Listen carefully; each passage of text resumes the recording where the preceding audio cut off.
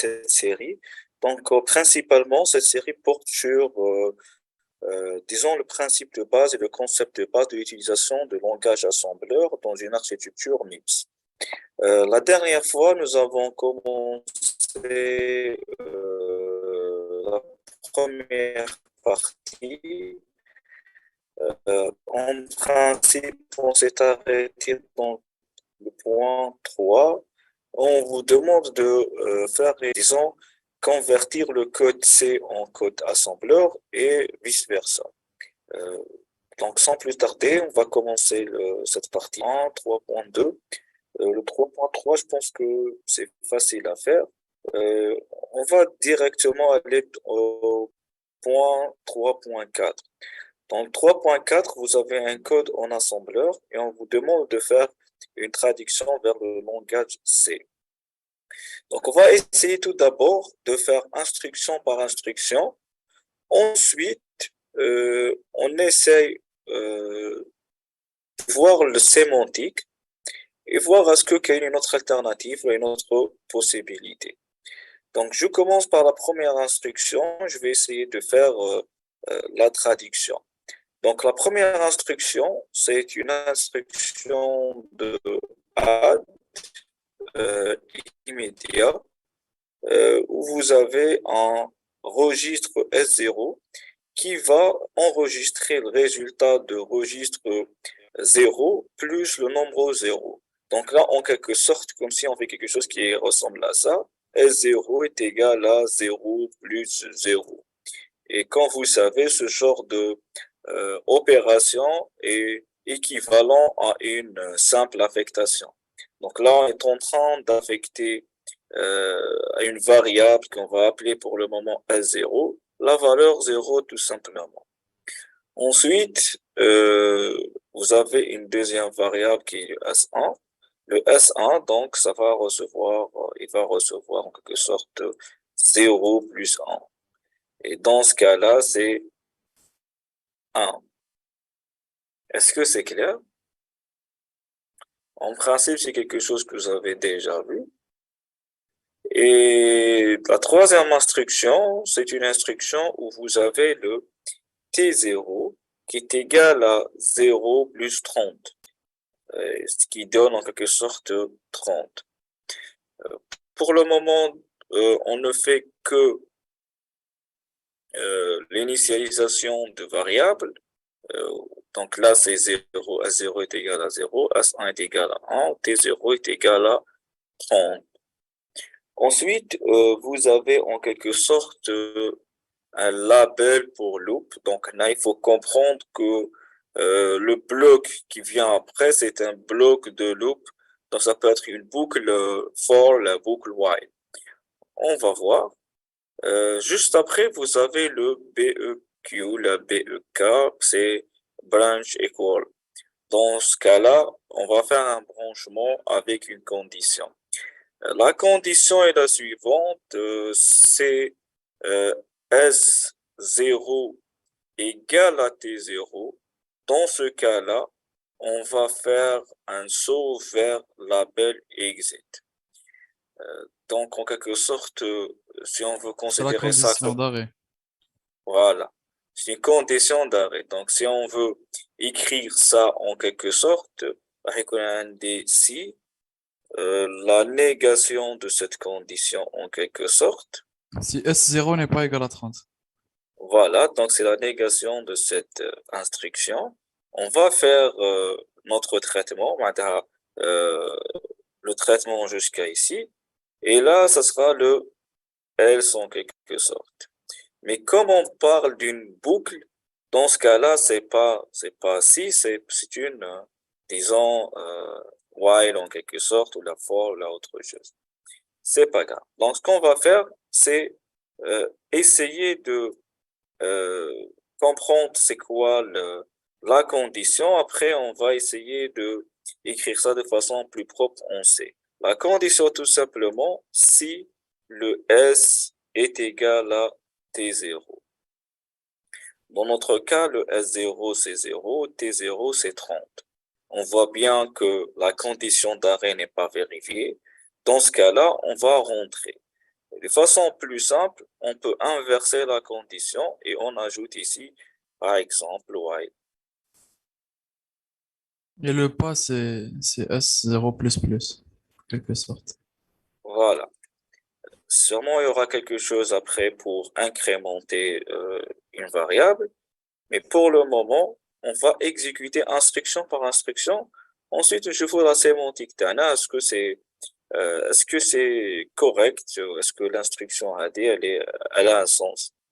Donc, while différent de, on met différent parce que là, on voudrait bien qu'on termine le traitement d'Anna, on sort pas. Parce que le can S0 est égal à T0, on sort. Donc, c'est pas ce qu'on veut réaliser. Juste après, vous avez le add S1, S1, S1, comme si S, vous avez ça. S1 égale à S1 fois 2. Voilà. Ou là, si on respecte l'instruction, c'est S1 est égal à S1 plus S1, qui est l'équivalent de S1 fois 2. Ensuite, le S0 sera incrémenté. Donc, le S0 égale à S0 plus 1. Ensuite, vous avez un J vers loop. Donc, en quelque sorte, on va tester la condition encore une fois et exécuter ce qu'il y a dans le code. Si la condition n'est plus vérifiée, c'est-à-dire que le S0 est égal à T0, dans ce cas-là, on sort de notre boucle. Donc, on peut faire ça. Donc, ça, c'est une variante de ce code-là. On peut faire mieux. On peut même faire un Un for. fort. Donc, très bien. For S0 est égal à 0. Donc, là, on est en train de faire cette instruction en même temps. Dans ce S cas-là, n'est pas égal à la 30. condition, très bien. Donc, la condition hardcode S0 qui est différent de euh, T0. On peut initialiser T0 en haut, donc on donne par exemple int T0 est égal à 30. Monsieur, Oui, le T0, c'est pas censé être seulement une valeur. Mais on sait que c'est des registres, c'est vrai. بصح حنا نستعملهم, par exemple, comme c'est des registres temporaires. Donc, en quelque sorte, en réalité, les vraies variables, c'est S0 et S1. Mais T0, c'est en quelque sorte une constante. c'est exactement ça. La Donc, différence entre, normalement, on met pas S0 n'est pas égal à T0. Genre, normalement, S0 n'est pas égal à 30, direct la valeur تاعها. D'après ce oui, que j'ai compris, hein. laissez-moi juste yani, D'accord. expliquer la différence entre S0 et T0. On quelque sorte l'ensemble des registres avec S et l'ensemble de registres avec T. Donc la différence entre les deux, c'est que c'est par convention. C'est pas une règle. Maintenant, si on fait ça, c'est pas faux. Mais par convention, l'utilisation de S, elle a une durée plus longue que l'utilisation de T. Mais là, par convention seulement. Maintenant, c'est pas en quelque sorte le cas le code d'un icône avec un T0 et on met une valeur d'une variable, ce n'est pas faux. Par contre, quand on dit la durée de vie, donc on a en quelque sorte une variable, elle a plus de durée de vie par rapport à une simple valeur. Donc ce que vous dites est vrai. Yani, euh, en principe, si je veux vraiment écrire un code qui est correct par convention, maintenant, les bons pratiques, je vais pas déclarer la variable de 0, je vais mettre directement 30. Là, c'est juste une question, une question pour simplifier les choses. Mais en réalité, la façon la plus correcte, c'est de mettre en quelque sorte ici euh, 30 directement comme valeur et non pas T0. Est-ce que c'est clair? Mais ce n'est pas fou. Si vous mettez T0 derrière, c'est la même chose d'ailleurs dans le programme. D'accord. Merci. Il n'y a pas de quoi. Euh, Quel est le rôle de l'instruction JLoop? JLoop, tout simplement, c'est une instruction de branchement. C'est-à-dire, quand on est en train d'exécuter cette instruction JLoop, le programme va en quelque sorte revenir l'appel à loop. Il va faire l'exécution. Ensuite, encore une fois, il va faire un jump, un saut vers le loop. Dans la condition هذه, إذا n'était pas vérifié, on fait un saut vers exit.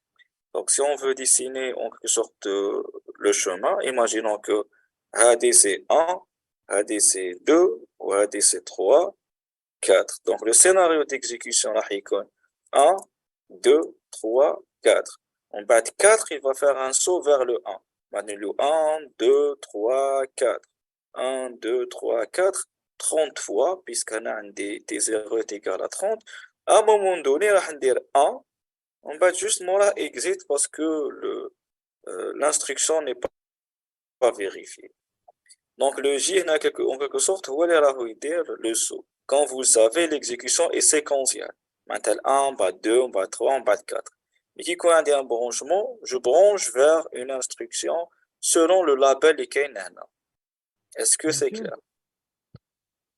monsieur, est-ce que Oui? le J-loop, est-ce qu'il modifie le registre RA? Euh, non, en réalité, je pense qu'on a déjà répondu sur cette question-là, les concepts. Oui, on a, c'était demandé la différence entre J et le JAL.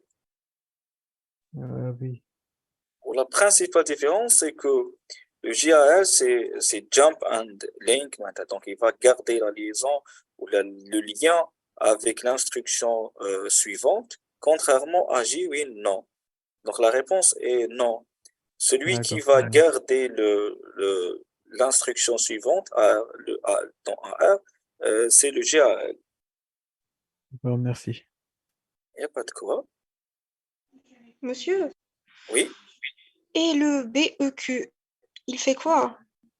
Donc, ça, c'est une condition qui va brancher vers un label si la condition n'est pas vérifiée. La condition dans BEQ, c'est que tout simplement si le S0, dans notre cas, égale T0. Égal. Donc, branchement if equal. D'accord, monsieur, merci.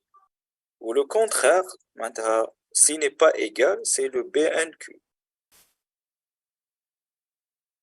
Not equal. En principe, qu'il y a le cours, voilà, Hamlik. Euh, avant avant l'exercice, il y avait disons, les références ou les instructions.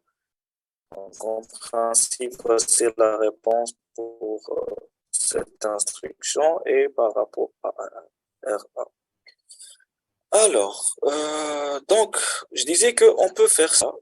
Donc, si la condition ici n'est pas vérifiée, alors j'incrémente le S0, donc plus, et à l'intérieur, je peux écrire S1 est égal à S1 fois 2, et tout simplement. Donc, c'est pas la peine d'incrémenter encore une fois. Donc, ça sera la boucle for en quelque sorte. Est-ce que c'est clair?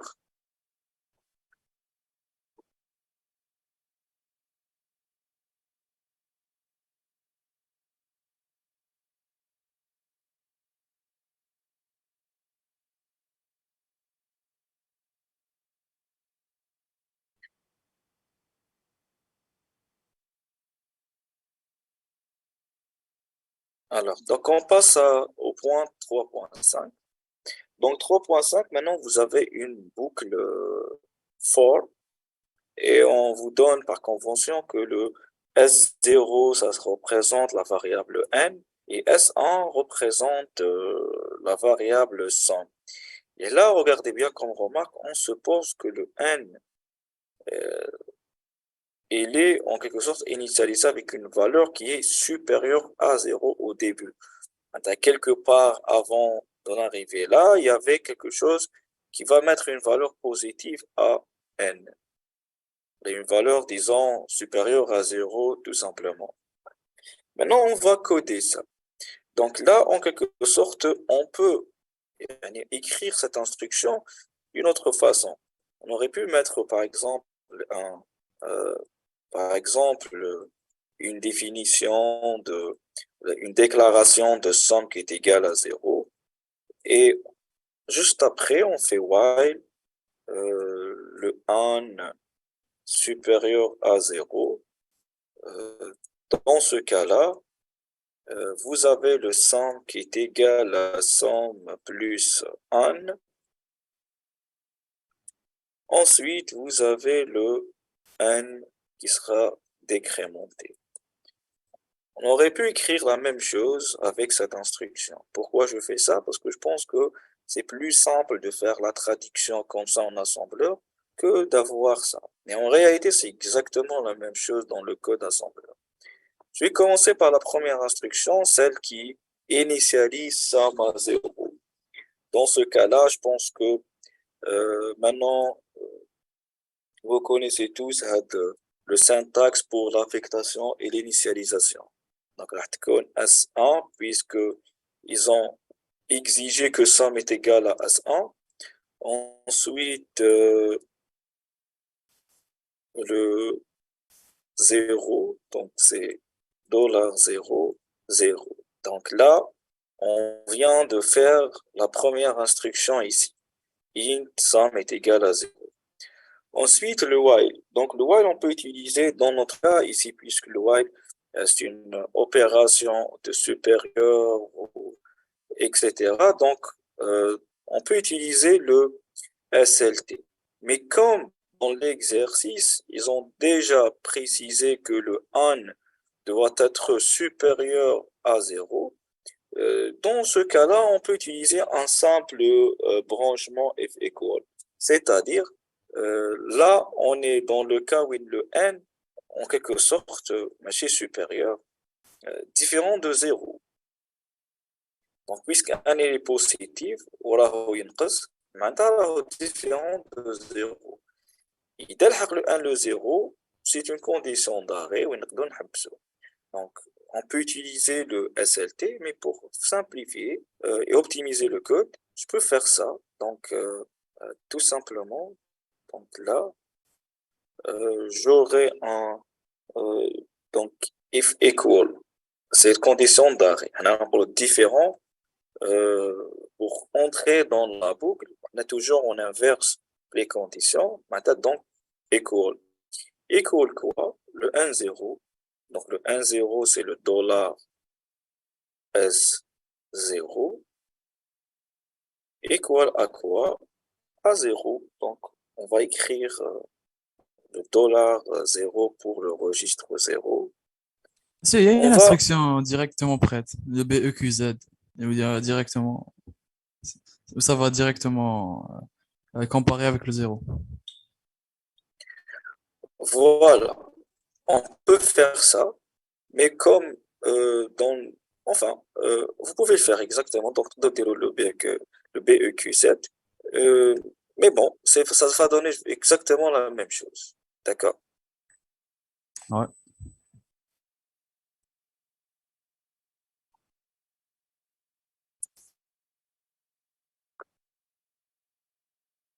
Voilà.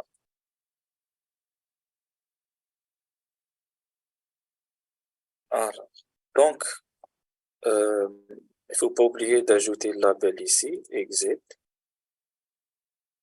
Et là, donc, on est entré dans la boucle. Puisqu'on est entré dans la boucle, je vais en quelque sorte affecter à somme, bon, c'est add S1, S1 encore une fois, donc dollar S1. Ensuite, le dollar S0. Donc, il ne faut pas ajouter le i parce que il n'y a pas une valeur immédiate, donc on tige toujours notre registre. Juste après, donc, on va décrémenter. On va décrémenter quoi? On va décrémenter euh, le n. Donc, pour le décrémenter, on peut utiliser le sub i par exemple, qui est égal à S1. Donc, non, c'est S0, le n. Ça existe le sub, eh, monsieur. Normalement, il n'y a que le add i, ça, je sais pas.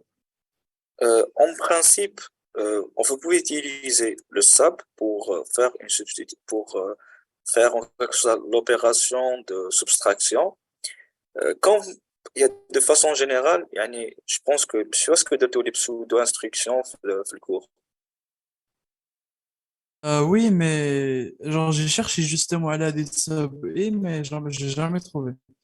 Par exemple, si on veut faire des soustractions, alors on met AD et on fait -1 ou على حسب شحال حبينا نحيو. Bon, je pense pas que le pseudo d'instruction sub i existe. En réalité, oui, ça existe, les instructions SAP, MUL, etc. Mais comme pseudo-instructions, c'est-à-dire que c'est pas des instructions qui existent, disons, qu'on utilise fréquemment les Oui, machines. c'est genre par exemple deux instructions qu'on fusionne et ça donne une seule instruction. C'est ça, les Voilà. pseudo-instructions. Qui Mais m'a, par justement, exemple, ici, lorsqu'on fait l'affectation, par exemple, quand on fait l'affectation ici, on aurait pu également utiliser un autre code et web move, par exemple. C'est plus facile de mettre directement move, par exemple, 0 dans S1, au lieu d'utiliser le, les instructions. Mais c'est une pseudo-instruction. Qu'est-ce que ça veut dire pseudo-instruction? Dire que l'instruction, en réalité, elle est utilisée avant de faire passer le code vers la machine réelle. ouais, Quand vous avez le... quand on Voilà. assemble, par exemple, au lieu qu'X move, il y a deux instructions fusionnées, un truc comme ça. Fusionner, pourquoi? Parce que LH, qui dit le langage C, par exemple, une machine donnée, un système d'exploitation donné. C'est pas sûr que Camille va avoir la même architecture. Donc, on passe par disons, des instructions qui sont, disons, plus ou moins standards. En bas, l'assembleur, il va essayer de recoder ça selon la machine utilisée, selon le système d'exploitation utilisé. Parmi les instructions, les pseudo-instructions qu'on utilise, on peut utiliser le SAP I, MUL I, etc. D'accord. Donc, je vais essayer de faire en quelque sorte, de rester dans le même contexte que je le cours. Dans ce cas-là, je vais utiliser le add I. يعني هنا c'est pas des pseudo-instructions. Donc, c'est une instruction, disons, réelle. D'accord. Je pense que le TT prochain, ça porte sur ça. Je sais pas ce que tu as le cours ou pas. Quoi, les pseudo-instructions? Oui, Bon, on en a parlé brièvement, mais on n'a pas axé sur ça. d'accord, d'accord. Je vais essayer d'expliquer ça la prochaine séance. Je pense que la prochaine séance, ce sera les adresses dans MIPS et les pseudo-instructions. D'accord. Bref, est-ce que c'est tous les types I, type J, type R? Euh, bon, le corrélé sur le truc, mais j'ai oublié si on l'a fait ou pas. Les types pour le code machine, c'est ça? Voilà, pour Ah le non, on l'a code. pas encore fait. D'accord, très bien. Donc, je pense que la prochaine fois, Inch'Allah, راح نشوفوه exactement هذا.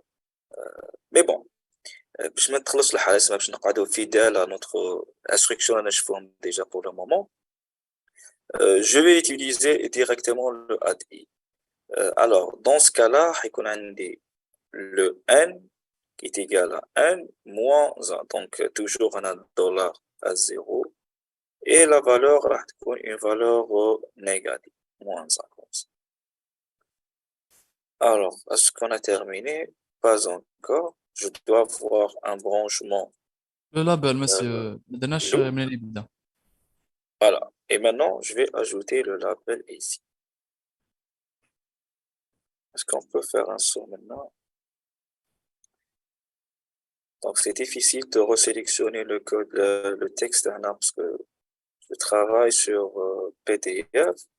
Mais bon, maintenant, il faut savoir que le loop, en principe, il est là, je suis là. D'accord. Ok. Mais c'est pas grave. Donc, لازم يكون كيما هذا, par exemple.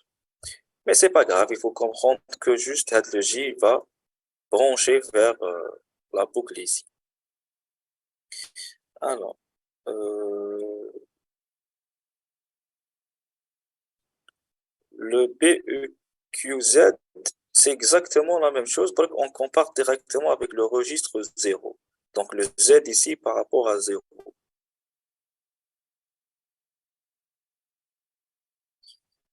pense qu'on a terminé avec l'exercice. On passe maintenant à l'exercice suivant, l'exercice 4.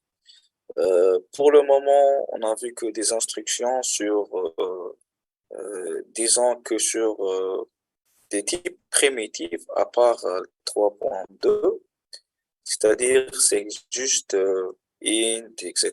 Donc, il n'y avait pas un tableau ou un pointeur à part le 3.2. Maintenant, dans cet exercice, le quatrième exercice, on suppose qu'on a un tableau qui est déclaré en C. Et comme vous savez, le tableau doit avoir en quelque sorte un type pour les éléments. Donc, le tableau ici qui est déclaré, c'est un tableau d'entier.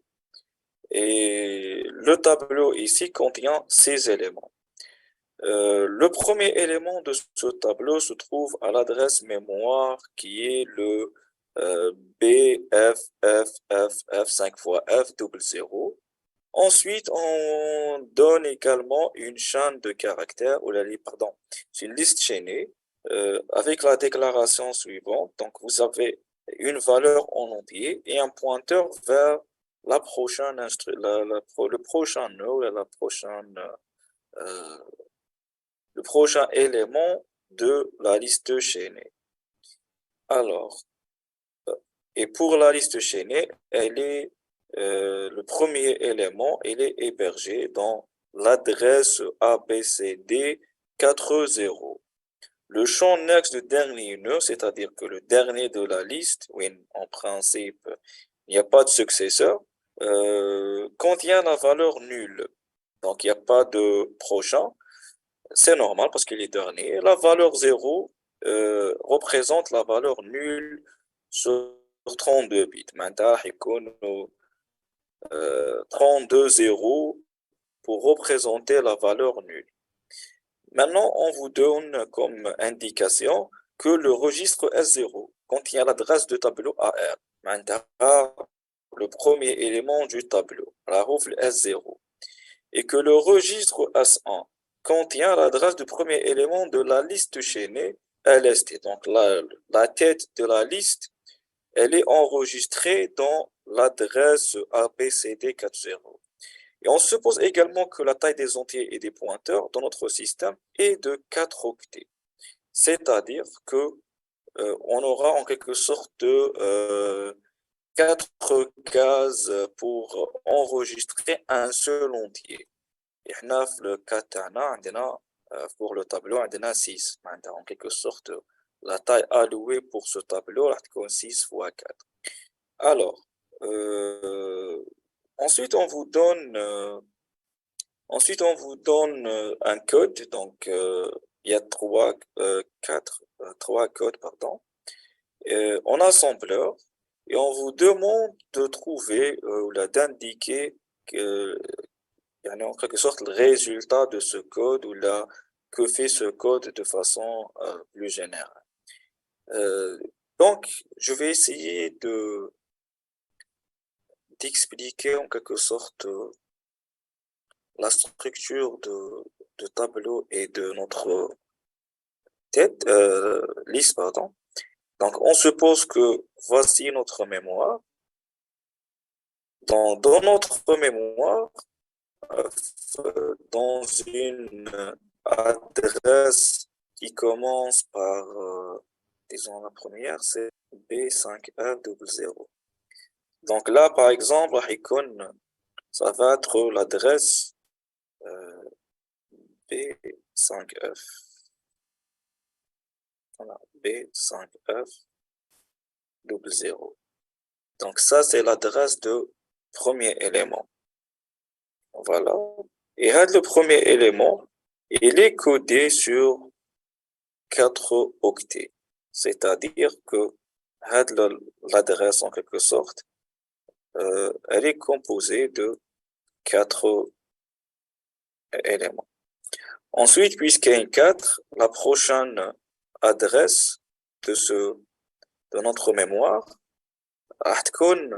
إذا هذه 0, donc راح تكون en quelque sorte plus 4, راح تكون BFFFFF04. Donc هذه c'est 0, هذه 1, 2, 3, ensuite 4.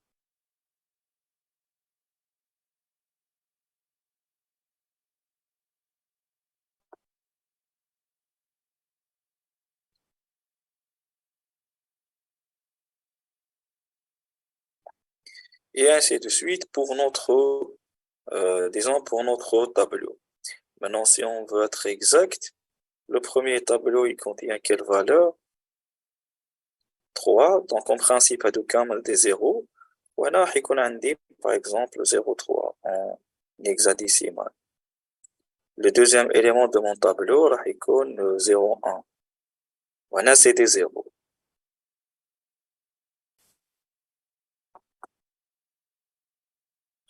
Voilà. Pour la liste, c'est la même chose. Donc, on suppose que à un moment donné dans notre mémoire, à une adresse qui est égale à A, B, C, D, etc., vous avez en quelque sorte, ça c'est un nœud. WinHead, le nœud, il contient, donc à dire la tête de notre liste chaînée, il contient 4 octets pour représenter la valeur et 4 octets pour l'adresse de prochain élément. Si on suppose que la liste a fait un seul élément, donc راح يكون tout simplement هنايا val, une valeur donnée, وهنا راح يكونوا 4 0. Si on suppose que هاد la chaîne فيها que donc هنا راح يكون un 0. Voilà, donc هنا راح يكون un 0 0 0 0. Très bien. Maintenant, on commence l'analyse de notre code.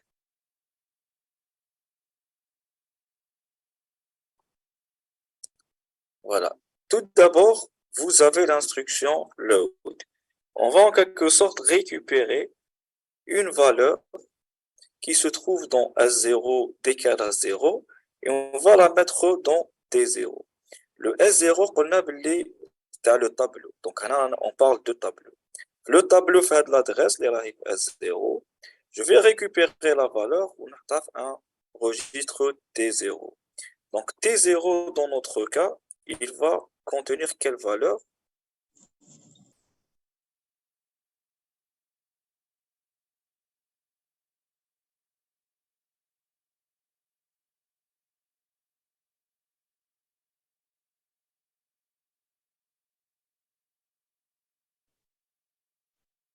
Donc, c'est load. Maintenant, C'est le je 3. récupère la mémoire. 3, tout simplement. En hexadécimal, puisque c'est en 32 bits, راح يكون 00 00 03 des 0. Ensuite, ce qu'on va faire, c'est On est obligé la d'écrire même de cette chose. manière, monsieur, avec hexadécimal et tout. Comment? On n'est pas obligé d'écrire de cette manière. On écrit directement la Oui, valeur en 3 et puis c'est tout. oui, mais non, parce que on est en train juste d'analyser. D'accord, Parce ok. quand on va écrire la réponse, ça sera autre chose. D'accord. Ouais. Là, que pour que vous puissiez comprendre que le l'entier c'est 0 0 0 0 3, etc. Maintenant, on dit que la deuxième question, la deuxième instruction, que T1, dans ce cas-là, elle va recevoir en quelque sorte l'adresse de 0 plus 8. Maintenant, elle va récupérer la case BFFF08. C'est la valeur 4. Et dans ce cas-là, la valeur de troisième élément, dans C'est notre cas, 4. C'est avec l'indice 2, voilà, c'est 4. De 8, en quelque sorte, on le divise sur 4, il y a 2, on récupère la valeur qui se trouve dans l'indice 2. Dans notre cas, c'est 0, 0, 0, 0, 0, 0, 0, 4 en quelque sorte. Ensuite, vous avez le T2. Le T2, donc là, c'est une opération d'addition. Une T2, vous avez T1 plus T0. c'est Donc 7. T2, voilà. Il va récupérer le T1 plus T2. En quelque sorte, la valeur, c'est 7. Ensuite, on va mettre ce qu'il y a dans T2, l'adresse 4 à 0. Maintenant, 4 à 0, c'est la valeur derrière. Ou le 4, c'est le décalage. Donc, en Donc, principe, c'est place array de de 1 à 1, voilà. Array de 1 égale à voilà. 7. Activez 7. Donc là, si on veut résumer ce que nous avons fait, on a récupéré la valeur de AR euh, disons AR0. Ensuite, nous avons récupéré la valeur de AR2 et on a enregistré la valeur de la centaine dans euh, le AR1. Donc, en principe, voilà